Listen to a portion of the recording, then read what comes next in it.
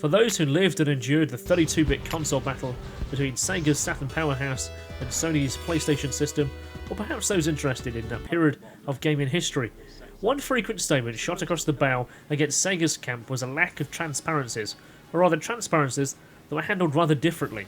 In comparisons, it's hard to argue. In those early gen titles like Wing Arms, Wipeout to Shinden, they always came off as lackluster. Many games and developers had the PlayStation as the lead version and ported across to Sega's platform. Saturn development not quite receiving the polish they deserved before they launched.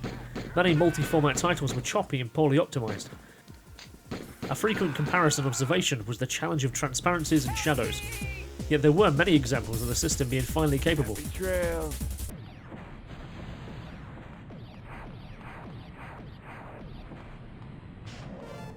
You'll be able to go from there.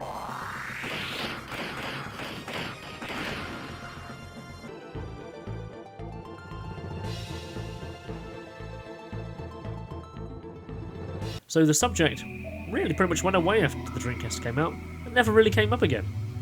Yet fast forward to 2020. I'm sat here between four walls, sheltering from the COVID apocalypse outside, harbouring just 8 loo rolls, and left wondering what I'm to do. Get some cerveza, have a Corona, or wait for the whole thing to blow over, and play some Mario Odyssey. Super Mario Odyssey! You what? What's this? I remember this. So in more recent times, I've taken to noticing the technique re-emerging. It's emerged in a number of titles. And it's not like these are scaled down versions of a better console. This happens to be the look that's across all the formats. So I'm kind of wondering what's going on here. This is by no means a comprehensive list. I've thrown together some pictures and recorded some clips that I've taken a notice of over recent months. Now, on closer inspection, the meshing transparency and the shadow effect has indeed returned. But these days, the screen resolutions are much higher than they were in 1994 to 1998, but its effect is perhaps less evident, yet as a strikingly similar technique is certainly being employed.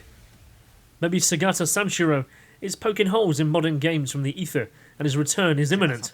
But joking aside, why are modern games not using standard transparencies as they have for the last 20 years? Making objects transparent and translucent as they were. Has something occurred, perhaps in the game engines, and this is how we're handling it these days?